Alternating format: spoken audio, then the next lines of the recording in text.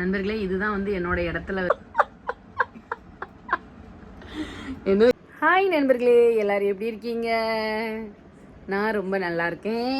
இன்னைக்கு வந்து ஜெயஸ்ரதி அம்மா எங்கே இருக்கேன் அப்படின்னா, என்னுடைய பெட்ரூம், என்னுடைய ரூம். இது பின்னால் பாருங்க, பீகாக். இனி மாதிரி ரதியம்மா மாதிரி ஒரு அழகான பீகாக் வந்து அப்படியே வந்து ஒரு புல்வெளி, அது என்ன சொல்கிறது, ஒரு தோட்டத்துக்குள்ளே வந்து அப்படி ஒரு மயில் வந்து அப்படியே வந்து அதனுடைய ரெக்கைகளை அழகாக விரிச்சிட்டு இருக்க மாதிரி இருக்குது. இங்கே பார்த்தீங்கன்னா ஒரு ஆண் மயில், இங்கே பார்த்தீங்கன்னா பின்னாடி பாருங்கள் அழகாக ஒரு பெண் மயில் இருக்குது பாருங்கள். இந்த பெண் மயில் தான் நான். ஆனால் எல்லாருக்குமே என்ன பிடிக்கும் அப்படின்னா, அந்த ஆண் மயிலுடைய ரெக்கை வந்து அது நடனம் ஆடுறதுனால அந்த பெண் மயில் தான் வந்து, ஆண் மயில் தான் வந்து மோஸ்ட்லி எல்லாருக்கும் பிடிக்குது. பட் பெண் மயிலுடைய கஷ்டங்கள், செயல்பாடுகள் வந்து யாருக்கும் தெரிய போவதில்லை, அது மறைந்திருக்கின்றது. சரி, பெண்கள்னாலே அப்படி தானே, தன்னை கரைத்து மற்றவர்களுக்கு ஒளி ஏற்றுபவர்களே பெண்கள், அப்படி தானே.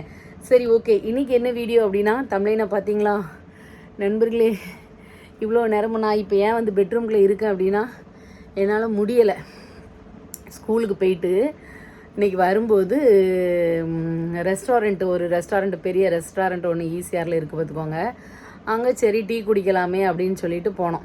சரியா, அங்கே வந்து ஊஞ்சல், அதுக்கப்புறம் சின்ன பிள்ளைங்க ஆடுறது அப்படி எல்லாமே இருந்துச்சு. சரி, ஊஞ்சலை பார்த்தோன்னே எனக்கு வந்து ரொம்ப அப்படி சின்ன பிள்ளையில் வந்து மரங்களில் வந்து கயிறு வச்சு பலகை போட்டு ஊஞ்சல் வந்து ஆட சொல்லி தந்திருப்பாங்க. நீங்களும் வந்து ஆடிருப்பீங்க. அப்புறம் இப்போல்லாம் வந்து நம்ம மாடர்னாலாம் நிறைய ஊஞ்சல் வந்து போடுறோம்.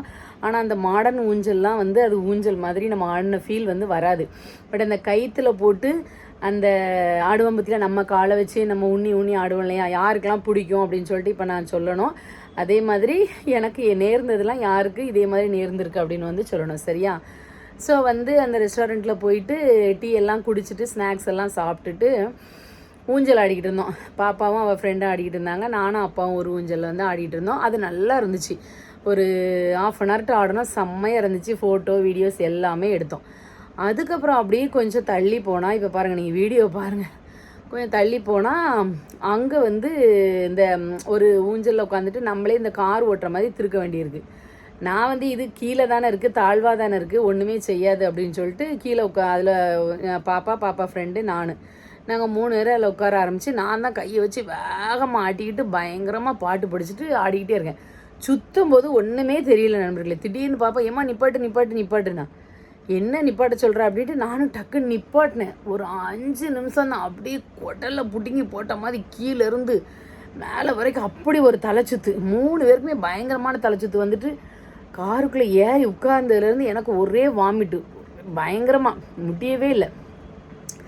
அப்புறம் நான் அவட்டையும் கேட்டேன், அம்மா நீ வந்து எவ்வளோ பெரிய ராட்டினம் எல்லாத்துலேயுமே அவள் ஆடுவா பார்த்துக்கோங்க பாப்பா, அப்போ இப்போ என்ன உனக்கு தலைச்சுத்துது அப்படிங்க. ஏமா அது வந்து எக்ஸைட்மெண்ட்டோட ஒரு பக்கத்துக்குலேருந்து இன்னொரு பக்கத்துக்கு மூவ் ஆகிட்டே இருக்கும். இது ஒரு இடத்துல இருந்தே சுற்றுன்னு சுற்றி இந்த மாதிரி ஆகிட்டு எனக்கும் வயிற்ற கலக்கிட்டு வருது அப்படின்ட்டு அவளும் பார்த்துக்கோங்க. நீங்கள் பாருங்கள், நாங்கள் ஃபன் பண்ணியிருக்கிற அந்த இதை. யாருக்காவது இந்த மாதிரியான மறக்க முடியாத எக்ஸ்பீரியன்ஸ் இருக்குது அப்படின்னா அதை ஷேர் பண்ணுங்கள். எங்கே உங்களுக்கு அப்படி நடந்துச்சு அப்படின்னு. பொதுவாகவே நான் ராட்டினம் எதுவுமே நான் ஏறினது கிடையாது நண்பர்களே. சின்ன பிள்ளையில் ஒரு டைம் ஏறிட்டு வாமிட் வந்ததால் அதுலேருந்து நான் எந்த ராட்டினம் கூட ஏற மாட்டேன். இது சின்ன பிள்ளைங்க ஆடுறது தானே, இதில் ஒன்றும் செய்யாதே அப்படின்னு சொல்லிட்டு பார்த்தா கடைசியில் முடியவே இல்லை. அதுக்கப்புறம் ஒருத்தங்க ஒரு என்னோட ஒரு சீனியர் அக்கா தான் இருப்பாங்க. ஒரு 10 வயசுக்காவது 10-15 வயசுக்காவது மூத்திருப்பாங்க. அவங்க வந்து என்னை வந்து இப்போ தான் நேரில் ஃபஸ்ட் டைம் பார்க்காங்க போல். பார்த்துட்டு அவங்க சொன்னாங்க, சென்னைக்கு போயிட்டு வந்துட்டுருக்கோம். அவங்க ஊர் வந்து கொலைங்கரசல், தூத்துக்குடியில் உள்ள கொலைங்கரசல் அப்படின்னாங்க. அவங்க பேசிட்டு அவங்க சொன்னாங்க, ரதி கிட்ட வந்து பிடிச்சதே வந்து அவளுடைய பேச்சு. இந்த நான் பேசுகிறேன் பார்த்தீங்களா, இந்த பேச்சு வந்து எனக்கு ரொம்ப பிடிக்கும், உன்னுடைய ஆக்டிங் ஸ்கில்லும் ரொம்ப பிடிக்கும், இப்படியே எப்பவும் நீ சந்தோஷமாக இருக்கணும் அப்படின்ட்டு சொல்லிட்டு இருந்தாங்க. எங்கள் வீட்டுக்காரர்கிட்டையுமே ரொம்ப நல்லா பேசிகிட்டு இருந்தாங்க. இந்த மாதிரியான நிறைய நல்ல உறவுகள் இருக்காங்க. நாங்கள் எங்கள் குடும்பத்தோடு சேர்ந்து ஃபன் பண்ணுறதெல்லாம் பக்கத்துலேருந்து பார்த்துட்டு, அவங்க அப்படியே அவங்க வீட்டில் ஒரு குழந்தை, அவங்க வீட்டில் ஒருத்தங்க வந்து ஹாப்பியாக இருந்தால், அவங்க பொண்ணு இல்லை அக்கா தங்கச்சி ஹாப்பியாக இருந்தால் எவ்வளோ சந்தோஷப்படுவாங்களோ அந்த மாதிரி என்னை வந்து நம்ம ரிலேஷன்ஸு நல்லா இருக்கிறத கூட நிறைய பேர் பார்த்து சந்தோஷப்படுவாங்களா அப்படின்னு எனக்கு தெரியல. பட் அவங்க வந்து ரொம்ப அப்படியே நின்று பார்த்துக்கிட்டே போனாங்க. வீடியோ எடுக்கலாமான்னு தெரியலையே, அவங்க பெர்மிஷன் இல்லாமல் அப்படிங்கிறதுனால தான் வந்து எடுக்கல பார்த்துக்கோங்க. அவ்வளோ இது இருந்தாங்க. என் கண்ணுக்குள்ளே இப்போவுமே அவங்கள பற்றி சொல்லும் போது ஓடிக்கிட்டே இருக்குது. தேங்க்யூ சிஸ்டர், உங்களுடைய லவ்வுக்கு வந்து ரொம்ப நன்றி. அதுக்கப்புறம் வந்து பஸ் ஸ்டாண்டில் வந்து அப்பா வண்டி எடுத்துகிட்டு போக நானும் பாப்பாவும் காரில் அப்படியே வீட்டுக்கு வந்தாச்சு. வீட்டுக்கு வந்து இந்த 2 மணி நேரம் ஆகுது. இந்த இடத்த விட்டு இன்னும் நவலல்ல தலை சுற்றி இப்போ தான் கொஞ்சம் பரவாயில்லாமல் இருந்துச்சு. ஸோ உங்களுக்கு அந்த நினைவுகளை வந்து ஷேர் பண்ணலாமே அப்படின்னு சொல்லிட்டு தான் இது பண்ணுறேன். இன்னொன்று பாருங்கள், ரதியமாக ஒரு குட்டி கம்மல் போட்டிருக்கேன் பாருங்கள். இந்த கம்மல் எப்படி இருக்குது அப்படின்னு சொல்லுங்கள். இதுக்கும் வந்து இன்றைக்கி ஒன்று நடந்துச்சு. என்ன அப்படின்னா, நான் வந்து ஒரு நீளமாக ஒரு கம்மல், ஒரு ஐஸ்கிரீம் இந்த குழல் மாதிரி ஒரு கம்மல் போட்டிருந்துருப்பேன், லாங் கம்மல். அந்த கம்மல் வந்து இந்த சொரை இருக்குது பார்த்திங்களா, அந்த சொரையில் ஒரு இந்த இது மாதிரி இருக்கும்ல, நீல காம்பு மாதிரி. அந்த காம்பு புது கம்மல் தான், ஒரு 6 மந்த்து தான் இருக்கும். அந்த காம்பு பிஞ்சு இருந்துட்டு கரெக்டாக ஸ்கூலில் வச்சு பார்த்துட்டேன். கீழே விழுறவக்குள்ள பார்த்து அதை கழட்டி வச்சுட்டு கம்மல் இல்லாமல் இருந்தேன். உடனே என் கிளாஸில் உள்ள ஸ்டூடெண்ட் இருக்கால, அவள் டீச்சர் என் கம்மலை போட்டுக்கோங்க அப்படின்ட்டு. ஆர்டிஃபிஷியல் ஜுவல்லரி தான், பட் நல்லா இருந்துச்சு. நான் சின்ன கம்மல் எனக்கு நல்லா இருக்குமோ இல்லைன்னு நினச்சேன், பட் ரொம்ப க்யூட்டாக அழகாக இருக்குது. பார்த்தீங்களா, நான் இனிமேல் இதே மாதிரி க்யூட்டாக சின்னதாக எடுக்கலாம் அப்படின்ட்டுருக்கேன். சூப்பராக இருக்குல்ல?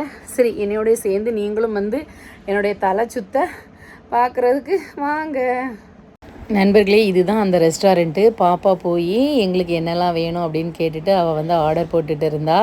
நான் வீடியோ எடுக்கிறேன் அப்படின்னு சொல்லிட்டு வேணும்னே சும்மா ஜாலிக்காக அவர் இந்த தாத்தா பின்னாடி ஒளிஞ்சிட்டு இருந்தா. இது வந்து ஒரு பப்ஸு ரொம்ப டேஸ்ட்டாக இருந்துச்சு. அவள் வந்து ஒரு கேக் வாங்கினா, அதுவும் வந்து ரொம்ப சூப்பராக இருந்துச்சு. அதுக்கப்புறம் ஒரு வடை வாங்கினோம் பார்த்துக்கோங்க, உளுந்த வடை.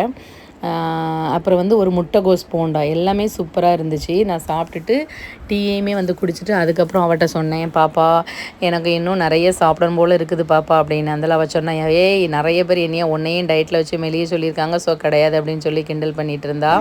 அதுக்கப்புறம் அவளுடைய அந்த ப்ரௌனி கேக்கை கொஞ்சம் எடுத்து நான் வாயில் வைக்கலாம் அப்படின்னு சொல்லிட்டு போகிறேன் நண்பர்களே. அது டக்குன்னு கீழே விழுந்துட்டு என்னையை ஏமாற்றிட்டு கை கட்டினது வாய்க்கு கிடைக்கலம்பாங்களா. அது இதுதான் நண்பர்களே, இதுதான் ரேட்டு கூட. இங்கே பாருங்கள், இதுதான் அந்த உளுந்த விட நல்லா வந்து ஃப்ரெஷ்ஷாக உடனே போட்டு கொடுக்காங்க. நல்லா உளுந்தோடு இருக்குது. சில இதில் வந்து கலப்படம் பண்ணுவாங்க, பட் இங்கே வந்து நல்லா நேச்சுரலாகவே சூப்பராகவே இருந்துச்சு இந்த கடையில். இது என்னது? இதெல்லாம் என்னது? தாடி. தாடியா?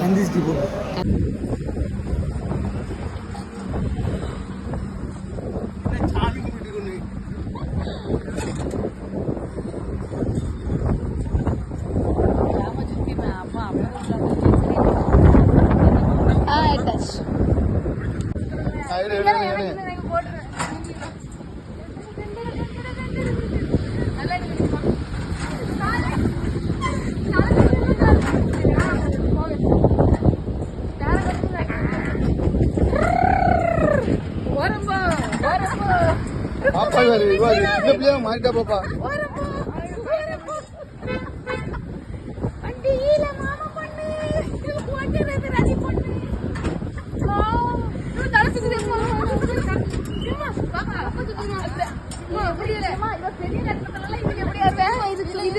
தலை சுத்துது. எம்மா ஒன்றரை கேள்வி எப்படி தெரியுமா?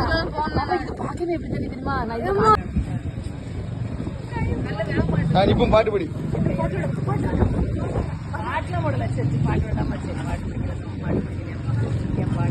கோழி ஒரு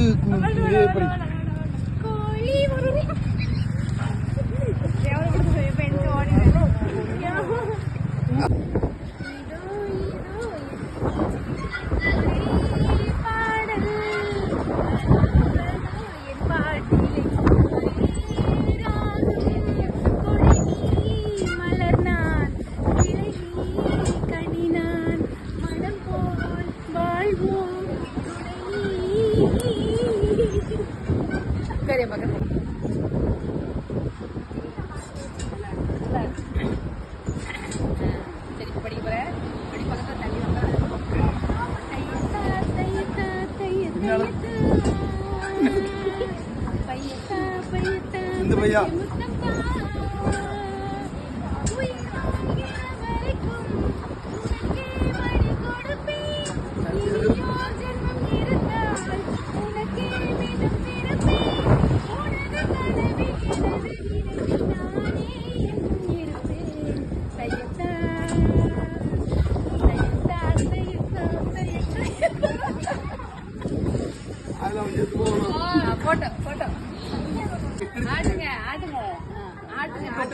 முட்டு அடிக்கும்.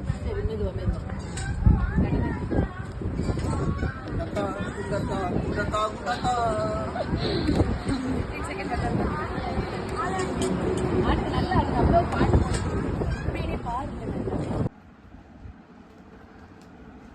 நண்பர்களே தலை சுத்துக்கு பாருங்க ஆரஞ்சு ஜூஸ் வருது.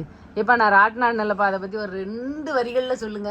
சின்ன பிள்ளை மாதிரி ராட்டினத்துல வேகமா சுத்திட்டு தேவையான இது நல்லா இருந்துச்சுல, ஆனா நல்லா என்ஜாய் பண்ணல. ஆனா தலை சுத்துல கிடக்கல. ஆமா தலை சுத்துல கிடந்தாலும் என்ஜாய்மெண்ட் நல்லா இருந்துச்சுல. நீங்களும் நல்லா என்ஜாய் பண்ணீங்களா? ஆமா நான் சரி, அதை சேவ் பண்ண எல்லாரும் ஏன் அப்பா சோகத்திலே இருக்காவன்னு கேட்கவில்ல பாக்குறதுக்கு. இங்க பாத்தீங்களா லைட் பீஸ் ஆயிட்டு, அதனால சேவ் பண்ணலையோ? இன்னைக்கு சலூன் கடையை தேடி அலைஞ்சு ஒண்ணும் கிடைக்கல. ஒரு கடை இல்ல ஊர்ல, கடையே இல்ல. அப்படிதானே? இங்கதான் போகணும். எல்லாரும் கேட்டீங்களா அப்பா பேச சொல்லுங்கன்னு கேக்கீங்களா? நான் என்ன கேட்க அவர் என்ன பதில் சொல்றாரு பாத்தீங்களா?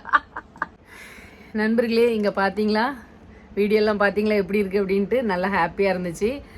நீங்களும் டைம் கிடைக்கும் போதெல்லாம் என்ஜாய் பண்ணுங்க. இது பார்த்தோன்னே பெரிய கப் மாதிரி இருக்கும், அதில் ஒரு 2 கிளாஸ் இருக்கும் பார்த்துக்கோங்க. ஆரஞ்சு ஜூஸ் இல்லைன்னா லெமன் ஜூஸ் கொஞ்சம் குடித்தோம் அப்படின்னா நம்ம அந்த தலை சுத்து, அந்த மயக்கம், அந்த பித்தம் இதெல்லாம் இருந்தால் கொஞ்சம் கேட்கும். ஸோ வந்து ஆரஞ்சு ஜூஸ் போட்டு கொண்டு வந்திருக்காங்க. மற்ற நாள் நான் உட்காந்துருந்து இப்போ அப்போவே வந்து பாத்திரம் விளக்கிட்டு, ஏன்னா காலையிலேக்கு சமைக்கணும் பார்த்தீங்களா, அதை ரெடி ஆகிறதுக்கு போயிருப்பேன்.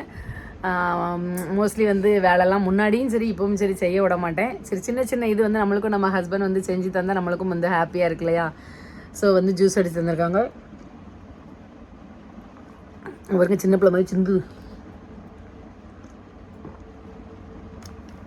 ஏன்னா எங்கள் அம்மா ஒரு பழமொழி சொல்லுவாங்க, எல்லாருக்குமே தான் சுவர் இருந்தால்தான் சித்திரம் வரைய முடியும். திரும்ப திரும்ப நான் அடிக்கடி சொல்கிறது. அதனால் எல்லாரும் அவங்க ஹெல்த்தையுமே வந்து என்ன பண்ணுங்க, கொஞ்சம் பார்த்துக்கோங்க சரியா?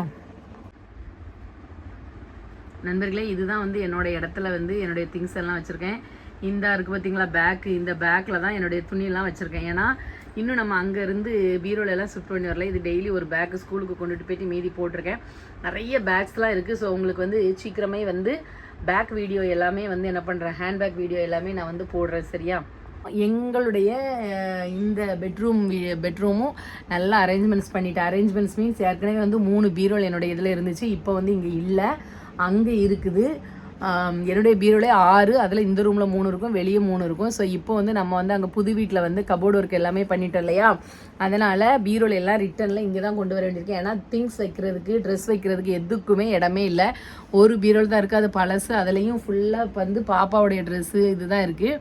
இன்னுமே வந்து இங்கே பாருங்கள் எல்லாம் வந்து அப்படி குமிச்சு தான் போட்டிருக்கு. இந்த பக்கெட்டுகளில் தான் அமைக்கி துணி வச்சுருக்கு. இன்னும் அரேஞ்ச் பண்ணி எடுத்து வைக்கலை.